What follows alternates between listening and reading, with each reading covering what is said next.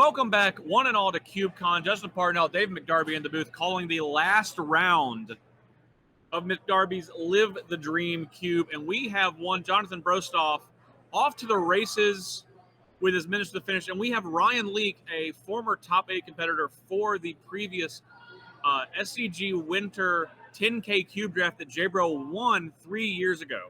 That's true. So Ryan Leake is a strong cube player in his own right. He's actually taught me a lot of the tricks of the trade. Him and David White both have helped guide me on my cube journey.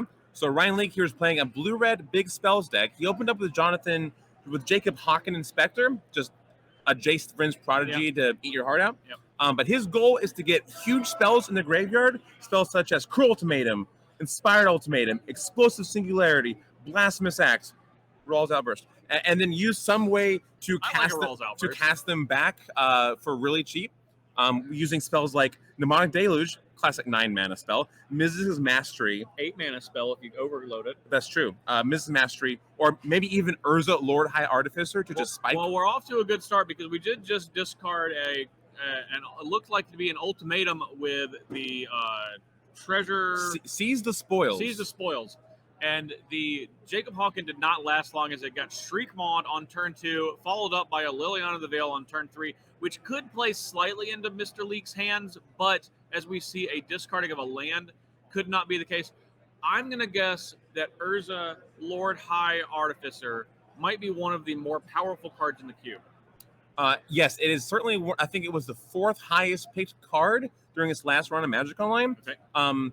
It is honestly a little weak here. You're not doing any artifact shenanigans. Artifacts is not an archetype. Spin that wheel. Yeah, I almost put Temporal Aperture in the cube. I would do it. I trust you. Yeah, don't tempt me. So he's in there for his 5-mana ability, and he does add mana and his 2 bodies and blocks. And what else does Urza do? We know. I mean, we'll know what he does more pretty soon here up in Brothers War.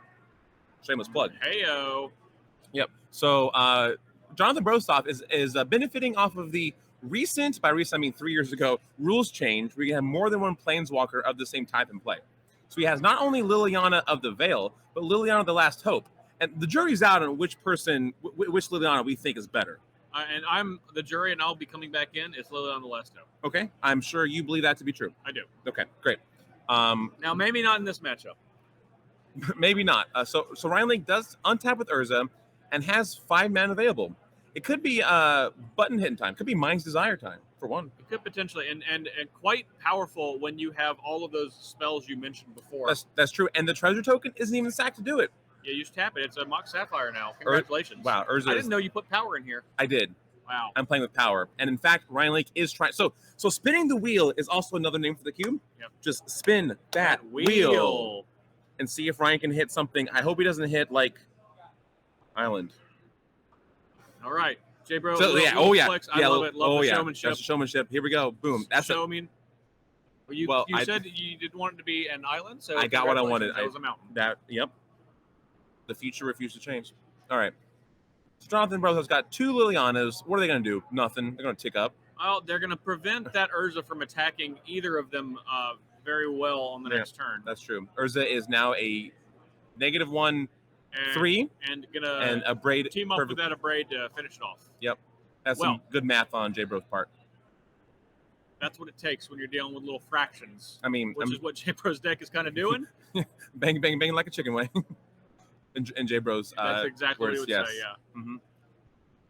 Okay, so Ryan Leake has access to a lot of mana, and J-Bro just kind of poking around in the graveyard a little bit. Let me just see what I might, with this Magma Opus. Yes, hang on. Could this be a Rawls? There's Rawls Outburst. There it is. One of the same. Yeah, I love a Rawls Outburst. I love it's part of the curve in this cube. You go Electrolyze, Rawls Outburst, Prophetic Bolt, Blast of Genius.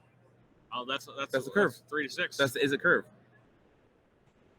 That's probably pretty good. That's probably pretty good in several cubes, actually. Yes, as long as your opponent's playing creatures, it's pretty good. Otherwise, you just what if they're playing? What if they just have a life total? Oh yeah. So you do all of those cards, you save all of your regular burn spells, and then after the blast, then you just unload. You blast anyway.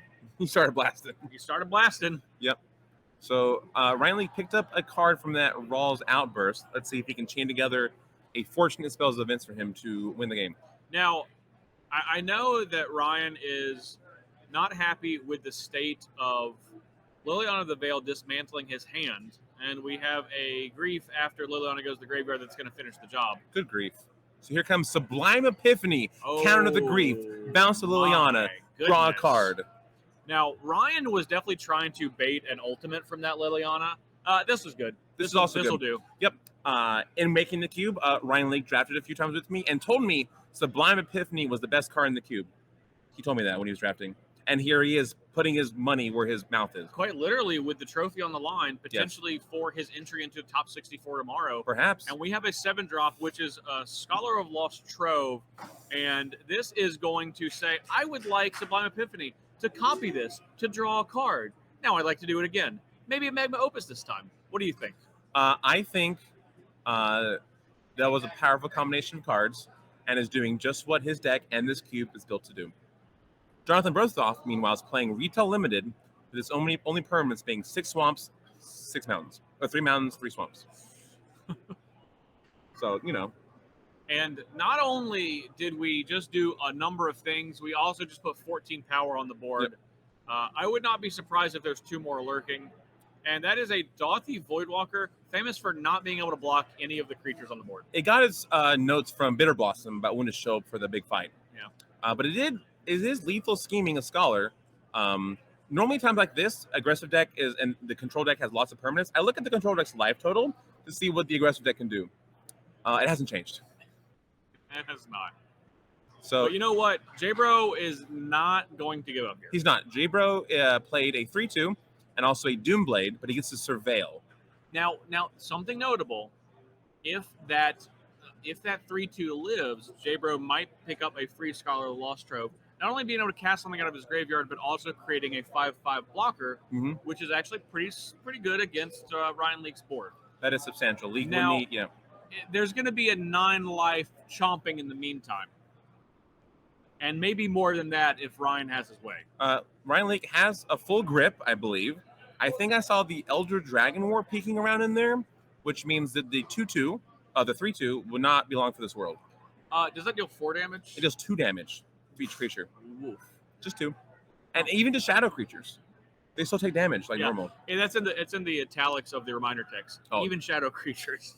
Yeah, send them to the Shadow Realm. So now we're counting up life totals to make sure we have a 5/5 and a 4/4 chunking down. And here comes a. This looks like a lot more. This is he's blasting them. He's blasting them. He's starting target to you. blast. He's target you. And J-Bro's like, you know what? I will figure it out. And we see one ultimatum, not being cast in the traditional way, but doing the job nonetheless. Yes. So blue, red in this cube is not only. So normally in cubes, blue, red is spells matter.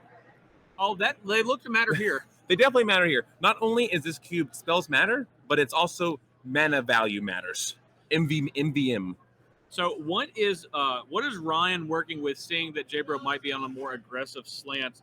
Though this looks to be a pretty good matchup for Ryan. It does. Jonathan Brostoff's deck is aggressive for the cube, but not aggressive enough to bring Leak down to speed. So Leak will probably only board minimally, maybe bringing in a Whirler Rogue just to get some chumps on while he sets up his crazy combos. But generally, his deck's pretty well set up to just go as fast as you can to combo and ignore what the other person's doing. Just find on different axes. Yeah. And I don't really think that there is a whole lot that J-Bro has access to that he's already not playing that's going to be good in this matchup. Yeah. He has some really expensive stuff and then some stuff he can't reasonably cast. So I think what we see is what we get. And he's gonna check. He's gonna thumb through and just say, are these the cards that I need to be playing? And then go to his sideboard and say, I think this is really what I have to work with. Do I need to bring in Thraben Inspector to defeat players playing just Cruel from Ultimatum? from an emotional standpoint, maybe some support. Sure. And still can cast it off of a treasure or two. Yeah. Ryan's League deck, I've drafted this cube a lot since I made it. This deck is strong. Usually you don't get all the pieces by yourself. League has a lot of the pieces. There's a lot of pieces. Yeah. So Jonathan Brostoff is going to continue soldier on. And I have won matchups that are very much not in my favor. Maybe opponent's mulligan. Maybe they forget a line of rules text. Maybe they think cut the ribbons is a different card in the graveyard. There's all kinds of things that might happen. You can walk away with a victory. And there is we got a little background noise going on. Ryan put this deck together with drafting 360 cards this cube out of the 540 total. Correct. So not only did he draft them, but they were even there in the first place at this volume. Yep, I think the only cast a spell from your graveyard card he doesn't have is Wildfire Devils. That's it. He's got the other ones. Wildfire Devils. Wildfire Devils is It's really really good. I actually made a card instead of Wildfire Devils, and then that was replaced into Wildfire Devils. Love it. Yeah, my card it said to lose the game on it, and turns out people don't like cards that said lose the game. Yeah. I love an Abyssal Persecutor. You do? Abysmal Prosecutor? He's not very good at getting his clients off on a non-guilty charge. I will always find a way. I'm good at really good at sacrificing my own creatures. So if I can just have a couple of good hits in, I'll figure it away. Yeah. Are you also a demonic enchantment that says lose the game on it type of guy? No, that's no. I'm not very good at getting remote enchantments. Creatures are fine though. Sure. Okay. So the player's going to shuffle up. J-Bro on the play and going to be looking for an aggressive start. And going to really need an aggressive start because going long, no shot. Sure. He's got Grief in his hand, which is like one of his best cards, honestly, I think, against Ryan Lake. He does have a 2/2 for 2, a Grizzly Bear off the top, right on time. It can destroy, it can shock something. Or a colorless permanent. Non-land permanent. Do you know why it was worded that way? So it could get colorless planeswalkers. Correct. As in Ugin the Ineffable. The other one, dream a little bigger, darling. Ugin the Spirit Dragon. That's the one. Yeah. He was there to fight Ugin. Because, Ugin, it's really about untapping the Ugin, the threat, not the ETB. Yeah. So Ryan Lake. I got it. I pick up what you're putting down. Thanks. Well, Ryan Lake answers a 2/2 with a 1/3. However, that 1/3. Liliana is saying, I got you. Math strikes again. The combination of power and -2, -1 takes it home. But Lake answers with a signet of his own. I believe that's Orzhov signet? No, Rakdos signet, which, makes more sense for blue-red deck. He stole J-Bro's signet. How rude. Wow. Now does J-Bro sack the Crater Maker? I think you just need to keep putting the pressure on. Does he take up Liliana? Or does he cast Grief? Good Grief. We'll see about that. Check the business. Well, Ryan Lake has a Sublime Epiphany in his hand, so it's probably pretty good. Ryan gets Sublime Epiphany, Spell Swindle, Blasphemous Axe, and Rawl's Outburst. That Sublime Epiphany has got to go. I don't know about that. I do. It's going to be a problem. Leak would have to draw a land next turn. No, he doesn't. Why would he have to draw a land? He just holds it in his hand until he can cast it. Oh, sure. Well, now Leak has probably nothing to do next turn. Like, J-Bro could be playing to those outs of not have nothing to do next turn. Yeah, but there's a lot more game than just next turn. If there is more game, J-Bro's not going to win it. He needs to end the game. He needs to bet on being able to end the game early. Like, if the game goes long, Leak's going to win. And now, by long, you mean one more turn to cast Sublime Epiphany? Well, maybe two more. So now Leak has Spell Swindle up. So he can't cast a spell. Well, yeah, but he's attacking for 5 down to 13. So maybe he has an instant. He's got Brain Maggot. You want to spell swindle a Brain Maggot? Okay, so we are now destroying. Gonna float some mana. Probably go into a different phase of the game. Now, if we're really being competitive, the technical right play was to destroy that in the combat phase after damage was dealt. Correct, in the combat damage step. Yes. So then when we move over to post-combat main phase, the mana will not be able to be floated. We'll see if that's happened. It may or may not, but Jonathan Brostoff did not have a follow-up. He didn't downtick the Lily to get back, because he's banking on the Zombie Ult, which will come in 2 turns. We have a Felwar Stone. Which could also get blown up again. Ooh, Lelia. Lelia is an excellent draw for Jonathan. It is. Extremely powerful cube card. Yep. Let's exile the top card. Put a counter on it. Looks like it's Urbrass Character Praetor. 5 mana. I'm not in the market for that. Time. Yeah. But a 3/3 and growing haster. Yes. And that is actually putting lethal on board for Ryan. Yes, including this Brain Maggot that's about to come down. So looks like Ryan Leak is going to have to put up some resistance next turn.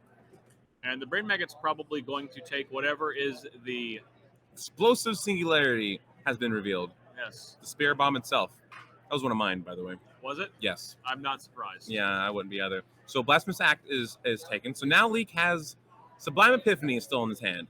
So you've taken that? That's the Blind Epiphany that's been uncastable? Maybe? Maybe not. Anyway, maybe looks like Rawls we Outburst have was the right pick. lethal on the board for Ryan, and he's going to have to cast a spell before combat on J-Bro's turn. True. So Leak is in the tank, showing nothing he can cast. So he's either in the tank about this card he drew, or he's playing for the long con. The real long con. The real long con. It's a 5-mana spell I have. Okay, it was a land, so Sublime Epiphany is up. Interesting debate on taking a really long time to play that land. Well, he could have cast the Sublime Epiphany main phase. If he wanted to. Yep. We didn't. Now we got another problem. So it looks like Jonathan Brostoff is attacking. Well, he ulted. Ulting Liliana, which is going to immediately get countered. Liliana's activated ability will be countered. So now Ryan Lee can bounce a permanent and draw a card. And I think that so Grief not going to be able to attack this turn, but obviously going to come right back down and take something problematic. I think that's better than bouncing Layla, who's just going to immediately be able to attack and potentially kill you. Oh, Fireflow Squad being used for its secondary ability of a 4/3 haste for 4. Yeah, which is J-Bro's favorite version of the card. Yes.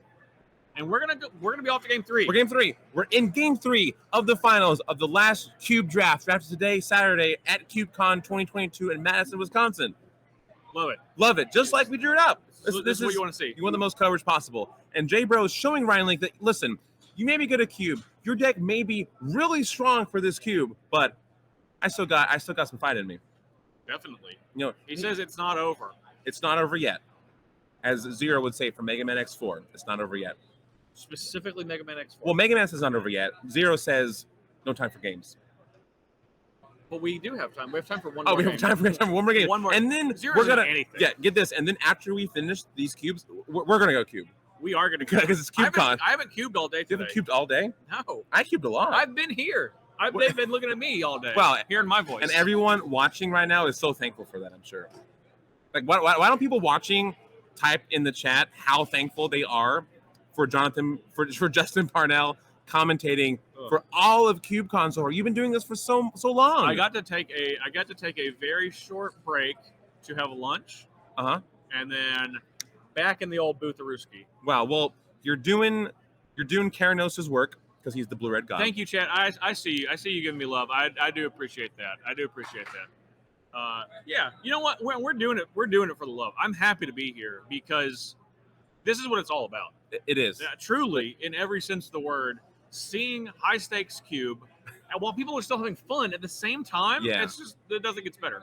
Everyone wants to be here. Everyone wants to have fun. Everyone still wants to win, and you can have all of those things at the same time. And I'm glad I get to call the action throughout the day for it. Yeah, like the environment is not the same environment as a tournament environment. Like a tournament environment, they're playing to win. Here, you're playing to have fun with your friends, with your mates, with new friends. Exactly. And like, yeah, we're playing for like a day 2 and like a top Z4, but like it's not about that. Like we always joke, oh, it's all about the gathering, but like it really is all about the gathering. It is. I mean, it really is. Let me tell you, that was never more prevalent in the last 2.5 years. I think I probably underestimated how much it was about the gathering. Well, we all learn our lessons. We sure did. You know, and like I've known you for a long time. Like when we started, like you were the Cube guy, and I was the Commander guy.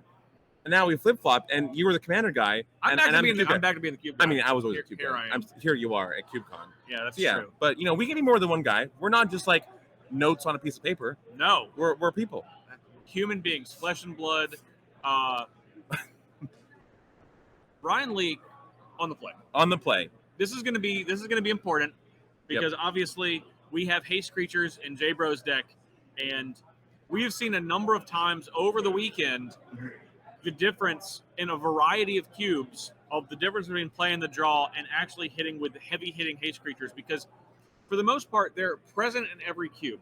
Maybe not the same ones, but the same theory. If you're playing an aggressive deck, really being able to mix some disruption, especially some hand disruption, with that is often a recipe for success, no matter what type of cube you're playing. Yeah, as I say, absolutely. So a lot instant sorceries have haste built in. Their effect happens when you play them. Creatures usually don't get attacked the turn you play them, so haste just turns them into the best card type, instant sorcery. Haste is one of my favorite keywords on creatures. I am a Yeah. little upset that Flash exists because it's like proto haste. Sure. Like you ever have a card that has flash and haste? It gives you both ends. What card has Flash and haste? There's a creature in 40k decks that has it. Well, those are out. You can say it. No, yeah, but I don't. Oh, you don't know Well, the name? it's a red the Death Leaper. The death. We can have we're gonna pull it up. Actually, We're gonna pull it up. I actually do know what it says. If it enters the battlefield this turn, it gets double strike. Correct, but it has flash and haste. Yes, it does. You're right. Yeah, we're gonna pull it up. It's the Death Leaper. That's something that anyway. So Ryan Lake, maybe Mulligan is 6, but he has a incredibly strong draw. They can just be turn 2, discard Magnum Opus for a treasure. Turn 3, Mizz's Mastery. And boom, bada bing, bada boom. There you go. Leave the cannoli, get your gabagool, and you're out of here. Go eat some spaghetti and sweet Sanuka Pinna. Okay. First of all, you don't eat spaghetti. There is Mr. Spaghetti. I feel like you weren't listening to my story earlier. I was trying to commentate these Q matches, how Ryan Lake is now mulliganing to 5. This is how Jonathan Brostoff wins. He's rigged it. I don't think so. He is an upstanding politician, and we all know politicians are always true to the word. That's absolutely true. This one is. Jonathan Brostoff is. That's true. Yeah. This one is. J-Bro only drafting one time this weekend, and drafting one time this weekend, and really wanting to go for that trophy. I mean, he's earned it. Like Not yet. I mean, one game to go, and he's forcing Ryan Leak down to 5 cards. He is earning it. He didn't even cut Ryan Leak's deck. That's the culture that we're cultivating here at CubeCon. He didn't cut Ryan Leak's deck because he's mulliganed twice without doing it. I mean, potato. Okay, it's fine. Oh, Ryan Leak is keeping. He's keeping this one. Yeah, he's keeping. Throwing down one. We got another one to throw back. And in all seriousness, Ryan on the play. Does that mean more? Does that mean more than having an extra card? It might. I think it might too. It might actually. Ryan Lake has the draws, has the combo kill draws. They can just doesn't matter what Jonathan Brostoff's doing. Now, if his hand gets ripped apart by Liliana or Grief, that might be rougher when you're mulliganing to 5. And that's true. We really need to see one of those explosive starts from Ryan Leak, which we know that he's capable of. Yes. So because J-Bro is he's I mean, this is a straight up game for him. Mm-hmm. He's casting creatures. He's going to combat, doing a little bit of hand disruption, doing a little bit of killing. A little jiving and zigging and zagging. So Ryan Lake has played Suspicious Stowaway to help him get out of this mulligan. And that Plain Swamp is our day-night token, because now it is day. However, we still have to track day-night token for the match, as per the rules of Magic's Gathering. It is nighttime, as you can see. So sun has fallen for Ryan Leak. That Suspicious Stowaway needed to survive because Ryan Lake has no mountains. Or he's playing. Oh, and now we got a brain maggot. We're going to take a little look-see. Blast of Genius, Thrill Possibility Island. Jonathan Brostoff takes the Thrill because that's the closest castable in Leak's hand. So Leak now has 4 islands in play. Going to be really important for some action to happen soon, because I don't think J-Bro is going to let up on the gas. He's most certainly not. We have Liliana Last Hope, which actually, that one's fine. That one doesn't actually present a threat quickly. Until it does. It takes some time. But it's not yet. It's got to cook in the oven some. Yeah. So like Ryan not out of this. He could have Magnum Opus in his hand, discard it, and then cast Mizz's Mastery. He's at 19. Like, he's certainly not out of it. Yep, here comes the Noise Marine. Maybe it'll hit a Braid. It hits a Dothy Voidwalker, so 6 power in play. Now Ryan Leak and 2 damage from the Noise Marine. Correct. And Leak can now not discard Magnum Opus because it's exiled by the Dothy Voidwalker. So he can't do his graveyard spell shenanigans. Sneaky big deal. He does have the Elder Dragon War in his hand, but without Cascade Buffs in the cube, it's going to be really hard for him to cast that. Because it's red. Because it's red. And we see another haste spell coming down, and we are on dead on board. I think Ryan Leak has 1 turn, not like this. He's going to reveal Magma Opus, and Jonathan Brostoff is going to very quickly and very excitedly earn his first and only trophy of the weekend. How dare Tony Blair? Jonathan Brostoff has 3-0'd the one cube match he was able to play while running CubeCon. He got in there, the last cube on camera, featured, took it home with 16 basic lands in his deck in a cube known for playing big, flashy, multiple colored spells. We don't even know that he was playing City of Brass. We never saw it. We did see it. Game 2. He lost some life from in previously. All right, fine. Yeah. We saw it. 16 lands in his basic deck. J-Bro coming back from a rare, massive punt. Yeah, well, that's the thing about humans. We can learn and we get better. Jonathan Brostoff learned that even though, You saw him evolve in real time. Like sometimes without pork chops, we wouldn't have hot dogs or something like that. There's some word like that. I believe what you're trying to say is true. Nobody's nerfed, and Jonathan Brostoff is proving he can run the first cube convention in the world, in the States, in 2022, and also play a mean game of Magic the Gathering.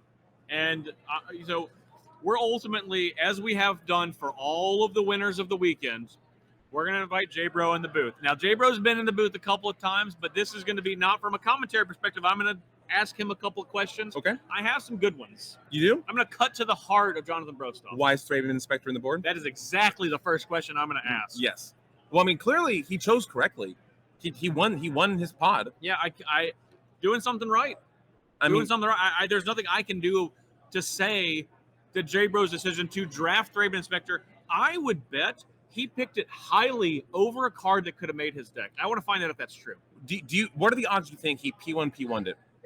Pick Zero. one, pack Zero. one, 0? Yeah. Are you sure? Yeah, I think he would have drafted actual white cards. He didn't draft a single other white card, so I'm gonna say So 0 for pick that. pack 3, pick 1. I think high. I think like 50%. 50%? Yeah. Okay. I'm gonna say 25% for pack Pack 2. 2. And 50% for pack 3? Yes. Okay. I like those odds. You think that's reasonable? Yeah, I really that's do. reasonable. I know it wasn't pack 1 because there's not a single other white Okay. card in his list. That's why you're the featured commentator, Yeah. and I'm just the stand-in for when no one else wants to talk with you. So J-Bro is still hanging out with Ryan Lee, going over his deck. Obviously, the man loves the cube. It's infectious. And he loves the people he keeps with. He's always talking about what'd you do, what'd you draft, what'd you play, what cubed you play. Like, he's always interested in what you're doing because he loves the people that play the game. He does. Mm-hmm. And I know you love to see people love your cube specifically. And Darby, you have done an amazing job. Thank you. Honest Yeah. to God, it's a fantastic cube. Thank you, Justin. Like, nothing means more to me when people play my cube, play my cards, like talk about our time in Commander versus. Nothing brings me more joy. But like something else that brings me joy is seeing my friend and CubeCon creator Jonathan Brostoff take down his draft and come here for us to interview him. Am I leaving now? Yeah, I'm gonna have to kick you out. Hey, buddy. Okay, it's been great. We're gonna go cube in about 20 minutes. Yeah, I'll see you soon. Yeah, I'll see you soon. Yeah, okay. And we're more CubeCon. CubeCon. CubeCon. All right, See you buddy. next time. Nice work. You know, Nice work. it's time. It's time. Go ahead. You've earned it. Smash it. J-Bro, Deja vu all over again. I have some questions for you. First of all, congratulations. Thank you. You took down the other half of the David. We were noting David White, the other co-creator of the cube, should have just circled his name on the sheet rather than writing it. Took him down in round 2. I have a couple of questions for you. One, Thraben Inspector on the board. Obviously important to your strategy. Where did you pick it? I want you to be honest. We've made some predictions on stream. Well, thought this was gonna be a happy interview. I did not get to play Thraben Inspector. I did not. It live is a that happy dream. interview. You've won your trophy. I somehow won without Thraben Inspector. You won with the Which- Spirit of Thraben Inspector. That's true. I picked it. I actually picked it quite late. okay. It was third pack early, and I was not in white. I had one white card. Yeah. But when it came on the wheel, I felt so disrespected and Of course, demoralized. you I had had to take it. Okay. I thought about sideboarding it in. I I did know have that City you of did. Brass, I know you had City Breath and you could make treasures. and I legitimately said, I was like, there's Yep. a chance he could side it in. not only that, I also had 2 blink creatures. So I went. Yeah. Thank you very much, Ozcon. Thanks everyone. Draven was my cheerleader. It That's was. right. It was critical. So we were. I'm sure you know the next thing I'm going to say. Cut the ribbons. Yes, fantastic. What a great card. Love that card. There Does was so much and has so little. in the first game with David White, lethal on board, cut to ribbons in the graveyard. It's because it's not the one you're used to looking at, and I know that. And David and McDarby and I talked about that. It's the secret lair mischief one, and we were like, "There's no way he doesn't know." He just looked through his graveyard. Oh, I did have lethal. Oh yeah. Oh, you didn't know? No, Oh no. I did have lethal. Yeah, he was dead. Oh, well, I want to make it exciting for you guys. You did. Did you have fun? Are you not entertained? I'm also on 3 hours of sleep. Hey, and that you was know not what? my best showing. But this is a success story. This is a success story. It is because you gave us 2 exceptional matches that went to 3 games, which is exactly what we want. That's exactly. You've been I'm on here this for- side of it, so I you know. know we want 3. I know. You know we want 3. Yeah. Well, I'll tell you, I got cut pretty hard early. I wanted to go, of course, what you want to do in this cube, but I realized I couldn't do that early on. So instead of going some 5-color lovin' like we saw from David's beautiful deck, Yes. I decided that I needed to go efficient low to the ground because everyone else was trying to like go high. I needed to go low. I needed to get under them, have just a little bit of disruption, Yes. kill these artifacts. So I took those pretty high. Couple, disrupt the hand spells, took those pretty high, and everything else worked itself out. 2 Lilianas later, I was in good shape. And I don't know if you saw, we named it like Minutes for the Finish because I those love Menace it. creatures, Yes. they were really pulling A their 2/3, weight the a entire 3/2, thing. 5/4. You had a bunch of them. Yep. I can't mean, block none of them. really, and just enough disruption to say you have 1 creature, but I have Menace creatures. That's That's not right. quite good enough. That's right. That's a great name for it. And I also have to give a couple of factoids. So first of all, this is the second cube victory we've interviewed me. Yes, that is And- true. That is true. And the first one, my last opponent was at. Jonathan competed in that. He was in the top 8. yes. Did you guys talk about that already? And Ryan Leak was in the top 8. Ryan, yeah, we Ryan, did. excuse Yeah, I me, I'm mentioned tired. he was in that top 8. I was like, where have I seen his name before? I was like, oh, he was in the top 8 of that cube. Wow. Wow. So it was pretty. History repeats itself. Yeah, it's pretty amazing. And thank you to Davids for creating that cube. Fantastic cube. Thank you for all you're doing for this. I'm happy I got to call this one. This was just so much fun with McDarby, getting to see David White on camera, the co-creator of the cube, and then transitioning over to you. Honestly, I could not have drawn it up in a better way. And we also want to give a shout out to Jonathan Terrell for his amazing work here. It's Cultic Cube. Check him out on, and also check out Strategist, all 7s for T's. Check out Geeky Jackson. We have Optimal MTG.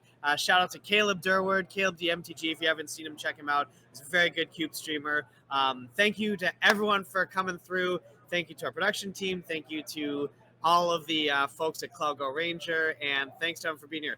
Be here tomorrow on stream. We're going to have an amazing day. Who knows who's going to win? Who's your prediction? Yeah, With 64 people, only one comes out. Who it going to be? Yeah, screw that Caleb guy, whoever said that in chat. So I'm going to tell you, actually, that's a great segue, J-Bro, Caleb's watching. because he was the one that said screw the Caleb guy. Because what we're going to do tomorrow is the top 64 competitors are going to be split up into 8 random pods, and then they're going to be assigned a cube. They're going to be assigned one of the 8 most popular cubes because we've had each of our drafters today and yesterday rank their cubes for each round. So we're going to take the top 8 cubes, That's awesome. and those are going to be the cubes that they're going to be determining to make it to the top 8. That's amazing. We're going to have a lot of cube action tomorrow. So much cube action. And it's going to be really condensed. It's going to be a lot of the names that you expect. What are the 8 cubes? Can we reveal that? Or We is that- cannot. We cannot. We're going to reveal that in you'll the find morning. out. Where the reason being is we don't want to give anyone that might know a little bit of an extra advantage. So they're going to find out in the morning. But You'll our find out coverage then. is going to start 8:45 8:45. a.m. Be there. Central Time Central time. tomorrow. Wisconsin, baby. CubeCon, the final day. Top 64. We're going to have a great pair in the booth.